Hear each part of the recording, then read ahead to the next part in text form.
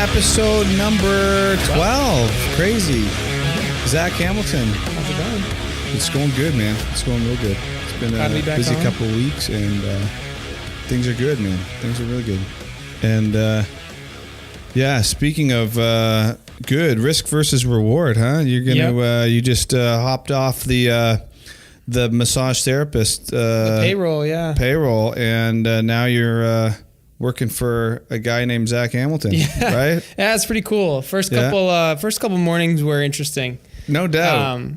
Kind of like a mixture of freedom and like that last day of school, like that summer vacation feeling when you like walk out of the schoolyard and you're throwing your papers up and that's awesome. And then like the next day it's like that realization, like oh shit, what now? Okay, it's true. It's like, okay, you knew you make a decision.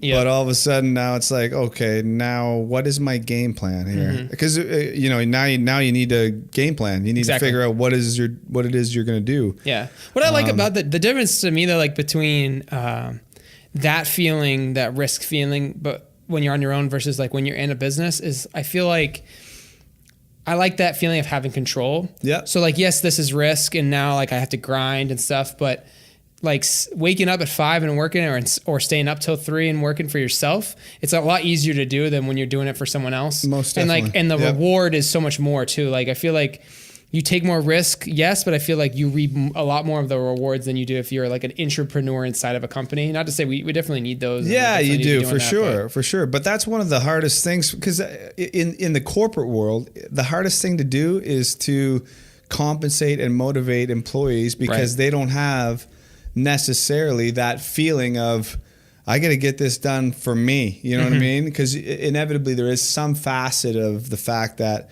it's 9 to 5. Profits are going to some other person, right? And they're not coming to me. So there is a little bit of a motivation distractor there. As much as you don't want to think that's the case, but it is. I mean, that's the reality of it. So how to motivate those people? So obviously, taking that leap is a big deal. And in your case, why now? And what did you prepare for in terms of getting ready? Because I think one of the things that I feel like a lot of listeners would be interested in is, I think there are a lot of people that are in the day-to-day working world that have considered jumping ship. Yeah. But usually the stories in their head prevent them from doing it, because inevitably, hey, things are okay.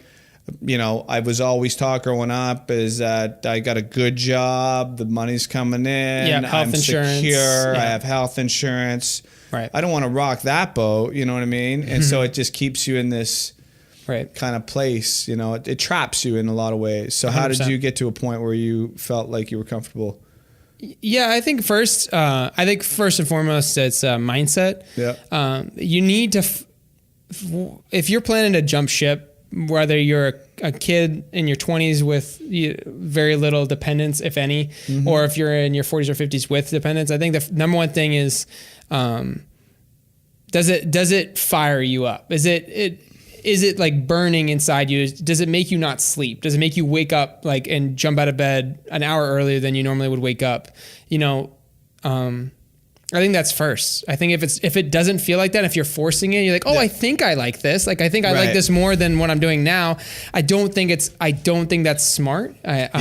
For me, it kind of happened organically. I was never planning when I first bought a camera and started doing that stuff. It was never, my plan was never to be like, I'm going to be working for myself. Okay. But it kind of showed me, it showed itself to me instead of me seeking it out. I wasn't at the time looking for another job. I really loved my job. At the time when I first started doing this, it just kind of gained momentum, and that snowball got bigger and bigger to the point where I found myself loving this more than anything else. Right. And I think that was number one. So knowing in my heart that if I did break away with after everything else, I loved it, and I think that's the number one. And then I think it was opportunity. I'm kind of lucky. I'm just turning 26 years old. My girlfriend and I live in Westbrook. We have a cat, and that's about all the responsibility we have. Right.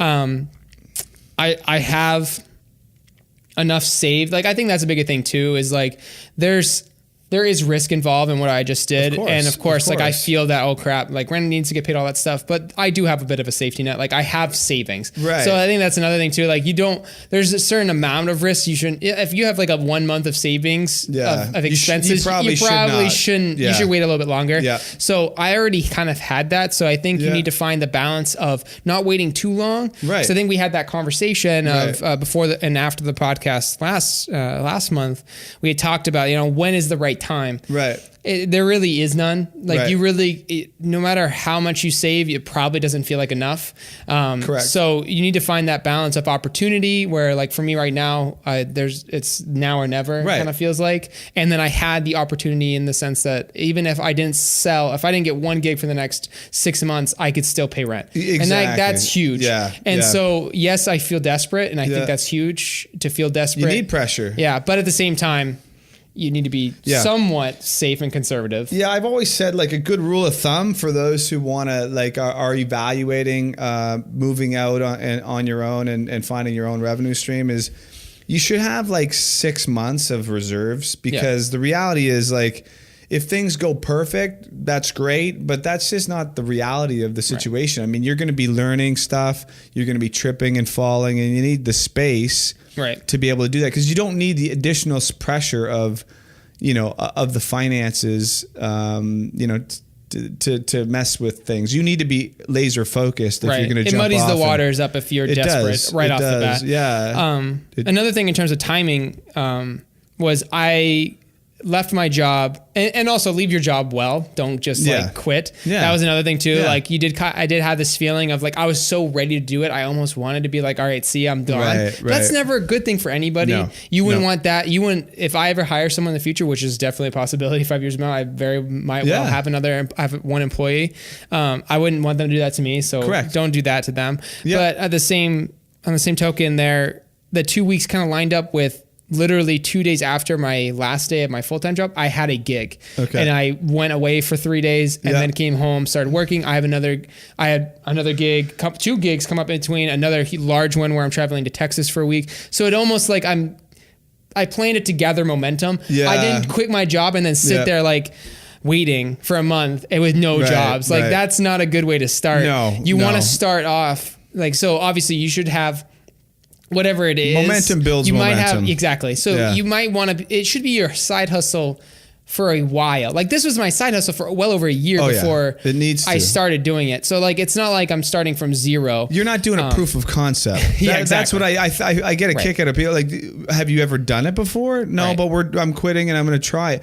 How about, you may want to do the proof of concept first and make sure that you bring value to the market such that people will pay money for what you're bringing to the market. Yeah. If that test is not going to pass, then you probably aren't ready yet. Yeah. And you might want to do that while you still have some gravy coming in. Exactly. You might want to learn how to play catch before you go try out for the Patriots. Yeah. You know what I mean? Like it's like, I mean, but honestly, I mean, it's interesting how often people will quit a job to go to another, what they perceive to be opportunity without having it locked down. Yeah. I always, even like we growing up, I'd be like, listen, I'm going to work at McDonald's until I have the offer for the next one in hand. And now I'm going to go work for Fridays. And now after I am the manager at Fridays, I don't just quit because I know that I could be the manager of an upscale restaurant. Right. I'm going to get that job and then I'm going to move from Fridays to the upscale restaurant. Yeah.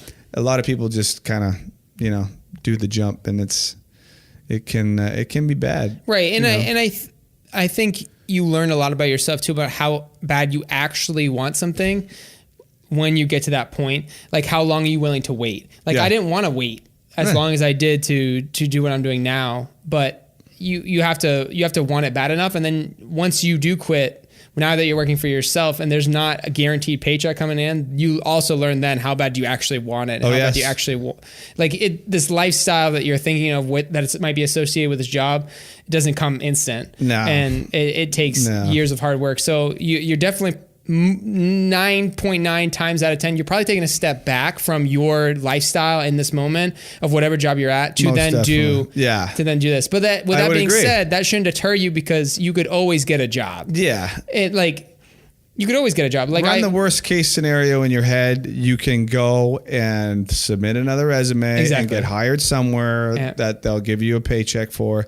Yeah. But in the meantime, yeah, you're right. In the meantime, you may have to reduce the old expense side of the equation for a period of time because, you know, you're building. But it's worth it though. Like the feeling, the dread, Sunday night dread and the Monday morning dread is so much more worth it when you're waking up on Monday excited to do what you do. Right. Agreed. And I think it was cool. Like I saw like your Instagram post the other day, like it's super sweet to work for yourself. And there's a picture of you and your wife driving, you know, taking a trip. Oh yeah. I think you guys were in the convertible or something. But like that's what you're working towards. It's like this freedom and this opportunity. But that photo is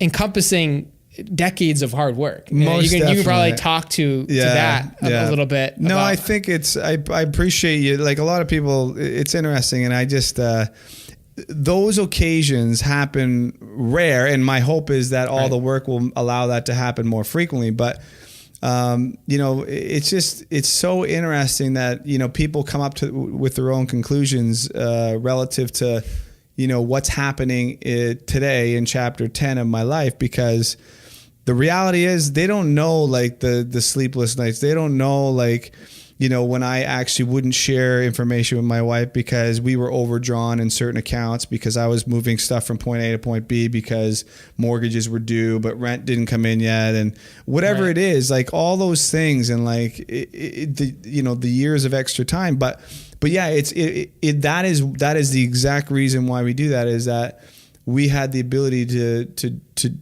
now, once in a while, we can go and spend more time together. I mean, I missed a lot of time with Steph traveling. I missed a lot of time with the kids. So yeah, I'm looking forward to be able to do that, more of that with her and with the kids. Yeah. But yeah, that's, yeah, it's crazy thinking about like, you know, how that transpired over the last, you know, decade. And for you, it's like that is the point of decision where those things happen is the hard part, which is I've got something comfortable. I'm here. I'm good. And I've always been taught, be appreciative for the good, you know, which is good, but it does lock you into the point where, maybe I shouldn't leave because, you know, how do I know it's going to be okay on the other side of the hill? You don't. But yeah, you don't look back in like in years time and remember all like the soft, cushy, easy times. Right. You look at the stuff where you thought you were going to fail and you made it out. Or I mean, that's why we seek thrill. That's why we travel. That's why we ride roller coasters, is like that moment of uncertainty, the anxiety, the rush, and then that feeling when you're done of accomplishment and then you want to do it again. Right. I think we shouldn't push those feelings away. I think we should embrace those. Yeah. Because I feel like I read this somewhere. It's super cliche, but I think it's true, and it kind of goes along with this topic of like the greatest things in life are on the other side of the wall of fear. So it's like a lot of people will hide behind fear and they won't approach it. And I think the best things in life are up and over that wall. And it's hard. And it's really hard. And it kind of goes back to training too. Like we've talked about training before, about like doing half marathons, like challenging your body. It's no different. No, in life, you're just challenging your mind and your body to put yourself out on a limb and take chances and do and get uncomfortable, have uncomfortable conversations. In relationships, in business. Yep. And we talked about that, Steph and I. On it's the hardest things because again, it sucks. I mean, transition and change is sucky, but I guess the more you can train your brain to get uncomfortable, and there are ways to do that, you have to find ways to get uncomfortable. And if you're not doing those things, it's hard to when you need to get uncomfortable, when the timing is there, all that preparation that you've done will set you up to be successful. It's like work today for what might come tomorrow. So don't wait for tomorrow. It's like training. It's like, you train today. I'm training, I'm running. It sucks so that when the half marathon whistle blows, I'll be able to finish it. Yep. And the same goes with the relationship stuff. Like we do marriage counseling once a week. because we want to be prepared and on the same team and working together in synchronicity, so that when something happens with our children or one of our family members where we need to be united as a team, we will be ready to implement that, and we'll be able to stand strong at that time, not because of anything other than we've been doing it for many years and we're ready for that time, but anyways, I don't know. That's crazy shit. But but speaking on that, you talk about family and the business, and something that I was actually curious to ask you, and I want to ask you on the podcast, because I think other people might be interested in this, is how do you maximize your productivity and maximize the amount of work you can get done and the amount of success you can have, but also with your family time? Because like now I wake up and there's nothing in my calendar unless I put it in there. Right. Obviously, unless I am on location shooting, if I'm doing something like this. Yep. But the days where I'm like editing, I have free reign to lay out, when am I going to the gym? When am I spending time with Sarah? When am I going to this? So how do you, and especially with you and Sarah, you and Steph both doing your own thing, how do you guys balance work family time? How do you schedule out your days? How do you schedule it's a really good question. I mean, I do every Sunday, I do like a general's tent. Like I kind of review the week that happened. I review my goals. I kind of course correct where I need to, because I have, we talked before, I have like body, my spirituality, my business, and my family life. So I look at all those categories, and I plan out my week basically, and I start to fill my calendar with the things that, and I like Stephen Covey, Highly Effective People. It's a book. It's a great book. It has like these 4 quadrants.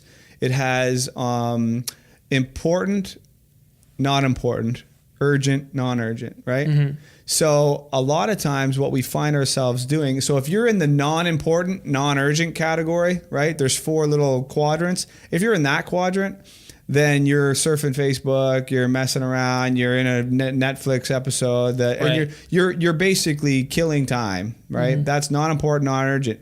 And then if you move to the left, you are in a non-important, urgent, and that's when you allow other people to drive your calendar, right? Okay. You get up, people are pinging you, and you're now working for their agenda. You're taking action based on what they have in their lives for urgency. Now you move up and you have important, urgent, right? And that's a place where you're going to spend some time as a business owner, as an entrepreneur. Bills need to be paid. There's a leak over at unit number, blah, blah, blah. You got to address that shit. It's urgent and it's also important, right? Yeah. The stuff that is going to advance your business from a profitability perspective is working in the important, non-urgent stuff.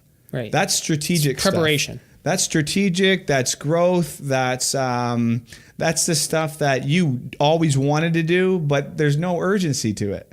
Right. You're the one that is creating urgency. So on a Sunday, I always pick, Gary Keller, there's a book called The One Thing. Mm-hmm. And it's a great concept of the fact that we do not multitask. We do one thing.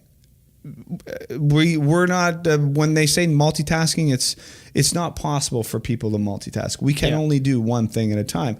So for the one thing that I look at on a Sunday, I look at that one thing, and that one thing needs to be in my important, non-urgent category that I need to get done that week.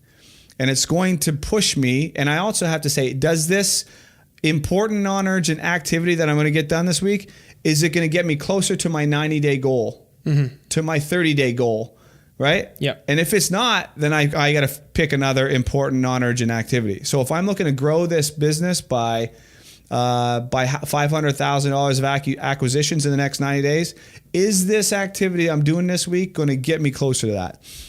And I feel like that is how I manage the day-to-day activities and the calendar. If my calendar is blank, then my week is going to be a shitty week. If my calendar and my activities are associated with getting these things done, these tasks done, I wake up and I know because I've spent the planning time Sunday. Mm-hmm. And if people don't do that, then you're a wandering generality, just working in what category are you going to work in? You're going to work in the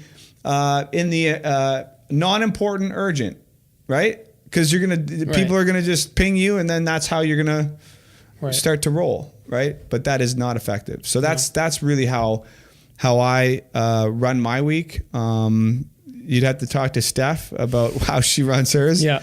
But do you actually you put those right into like Apple Calendar and you see that every single day? Yeah. So what is let's take like tomorrow, like a Monday. Is a Monday a pretty normal day for you? Yeah. So like a Monday is kind of one of those days where I get up at 5:30. I do the stuff we talked about before to get into a position of power so that I have energy and I'm ready to get some stuff done. I'm productive. Yeah. So I get up at 5:30. I do I get the blood flowing. I meditate. I do some memoir writing. I do a little bit of gratefulness journaling with my family. And then I have, a green shake to make sure that my body has what it needs for nutrients. Yeah. And then I'll get to the office here and I start working on typically a week I have 4 keys and one specific thing. So I have a big thing and then I have about 4 tasks that on a list that I need to accomplish that week.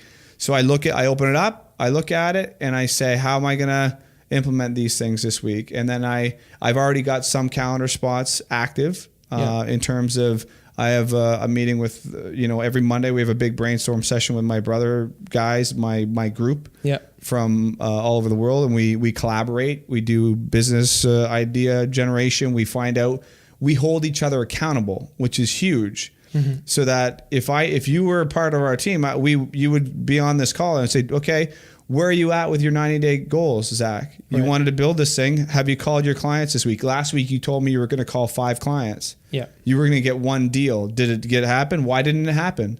Right. Well, okay. Well, let's course correct and make sure that happens. So it's important to have accountability too, because again, it's human nature. We get off track. We can easily get off track, and it's nice to have someone kick you in the balls. For sure.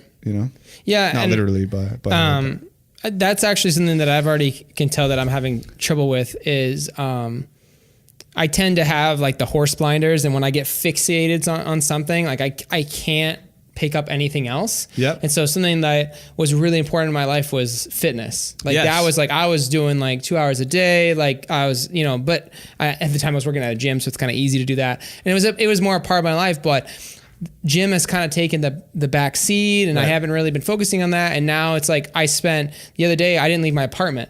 Like I literally was in there 12 hours working on one task. Right. And then I find myself getting a little frustrated, a little irritable, and like trying to pick that apart. So I'm learning like, well, okay, what's triggering me? And I kind of uncovered that it was like, I haven't worked out in like 3 days. Right. I'm eating like crap because I'm eating quick. Yep. And so what I found was it was my lack of execution on a plan.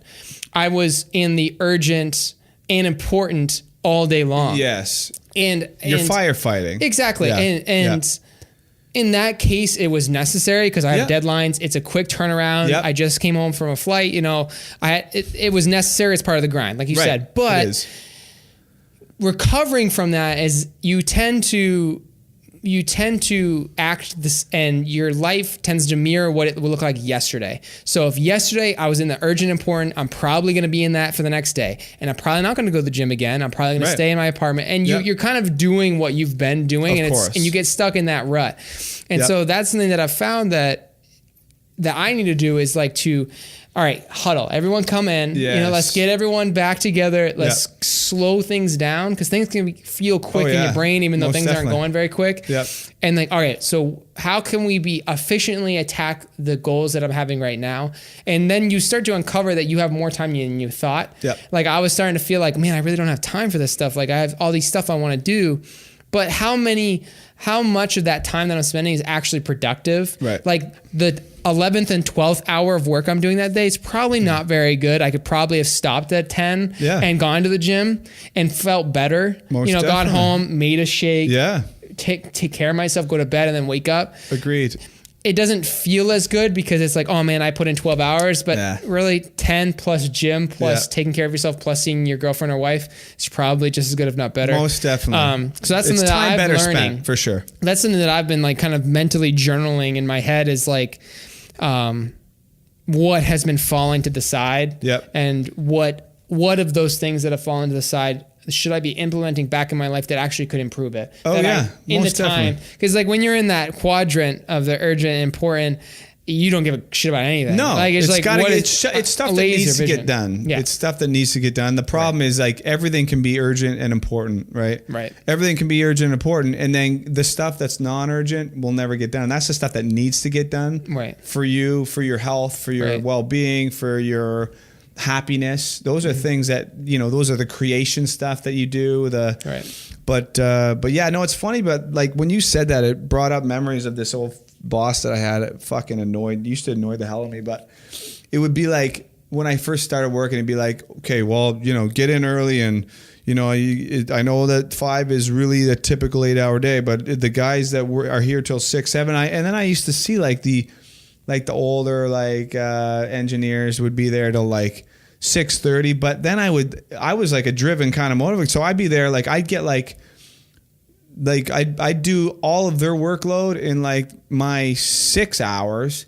They'd be doing like 14-hour days, and I'm getting all the stuff that they're doing at the same level of quality in 6, because I'm like, I want to get home. I want to go to the gym after, or I want to go to rugby practice or whatever. Right. So it was just like, I think, you know, you kind of get locked into this like stupid old paradigm of more is better. Oh yeah, like listen, if you want to be successful in this world, if you want to become the VP, you need to be putting 12-hour days.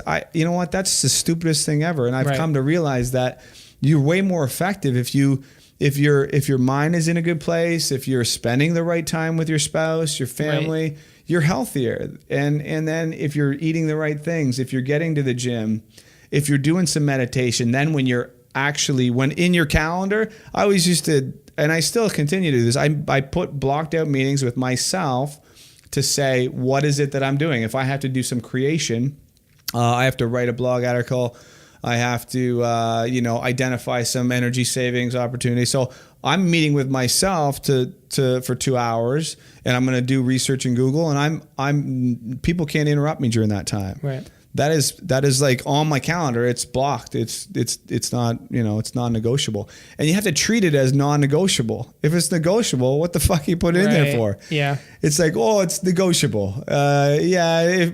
When Zach calls me and wants to have lunch on Thursday, okay, all right. Yeah. It's got to be non-negotiable. Right. You got to treat it as if you were on the clock. And that's something that I've struggled with recently is like, I would work, I'd get up at 5, work till noon, and then I went to the gym, and then I went to the grocery store, and then I messed around somewhere else, and then I came home and like cooked dinner for a couple hours because I was just messing around, and then we watched Netflix, and they say, no, it's 10 o'clock. I'm like, shit. Like I worked half a day today. Half a day. Right. Like that wouldn't have been okay. Like I could have done everything I just did in like a 2-hour window. Right. But knowing that I didn't have anyone to account for, like I took it. Didn't mean that things didn't get done that day. Doesn't mean that I'm behind. Right. But that mentally took something away from me. Like I lost a little something because that night I didn't sleep as well because I knew. Because I knew. Yeah. You kind of skinnied up the day a little bit. Yeah. Like I spent a little too long at the gym. I was talking to people, and then I moseyed my way to the grocery store, which I took longer than I would have. And so I think if it is non-negotiable, if it is in the calendar, I think that would completely change my mindset and make things easier. And at the end of the day, I feel better about it. I feel like I've held myself accountable, and I don't have as much anxiety the next day. It's a personal integrity thing. It's like you're making these small promises to yourself, and every time you don't follow through on your own mental promises, it's like you don't trust yourself. You take a chip off of the old integrity block. Yeah, it's like anything. It's like I'm meeting you for lunch and you don't show up for lunch. Well, I thought you said you were going to show up for lunch, and you're doing that to yourself on a daily basis. And so you got to get used to, like, you know what? Because initially, set these targets so that they're doable. They're not like, they're non-negotiable, but don't make them like, I'm going to write a chapter of my book Thursday for that 3 hours, because you may not fulfill your obligation. So then you mentally, you fucked yourself a little bit because your integrity's took a chip, you set yourself up for failure instead of saying, how about this? I'm just going to get in there and brainstorm and write for an hour. If I write 3 words, it's fine, but I can commit to that. Yeah. And then you commit to that, and maybe that's an easy win, because it's like, it's not set. You know, it's like, I'm going to be there for an hour and do the best I can. Yes. And how much I write is relevant. Yeah. I think that's huge. Yeah. And part of it, I think, is like, if you set yourself up, speaking of that, you set yourself up, set your day up properly by building some integrity out of the gate. And that's where, like, you know, that's where you get up and you say, I'm going to get up, I'm going to have my shake, I'm going to do 100 push-ups, I get my blood flowing, I'm going to meditate, and I'm going to journal for it. And so when you do that, before 7 o'clock comes around, you've done more than most people in the entire world. You're already in the 1% column, because who's gotten up and done 100 push-ups? Right. Who's actually had a spinach kale smoothie to make sure my body's taken care of? Yep. Who's meditated and trying to get in touch with what your soul is telling you to do versus following the goddamn, you know, the wind. Mm-hmm. And so right at 7 o'clock, that's where I am at. I'm at 7 a.m., that's where I'm standing. Right. And so I feel like if you can do that, you do that on a consistent daily basis, and there's nothing that can happen but good things if you can set yourself up for that. Sure. But yeah. Right on, man. Listen, that's crazy. 30 minutes, we're done. Yeah. Isn't that insane? Well, listen, thanks again for chatting. Of course. It's always a pleasure catching up, and you're doing some cool stuff, and I'm looking forward to catching that nice video of that Ray Williams. Huge Ray Williams bodybuilder / such a nice guy too. And conditioning. When you watch a guy squat 1,000 pounds and the way he did it, it's a little scary, and then you go out to dinner with him, and you couldn't be sitting next to a nicer human, and you don't feel safer, by the way. Yeah, you don't feel safer than in that moment when you. That's true. You're not getting like, that table's not getting messed with. Who's gonna mess with us? Like, this guy's got quads. Yeah. I mean, I'm gonna have to check him out on. I'm sure he's on YouTube. I'll check him out. Ray Williams. All right. Yep. Well, listen, thanks again. For those of you who are interested in any sort of social media, photography, videography, I can attest you do a great job. What's the site? Yeah, you can find me at ZacharySHamilton.com. That's also my handle on Instagram. That's my main social media is on Instagram. You can find me on Facebook too. It's Zachary Hamilton Photo Video. You'll find everything at ZacharySHamilton.com. And we'll put a link as well. We put a link on these YouTube videos as well. But excellent. Thanks for coming. Okay. Talk to you soon. Next time.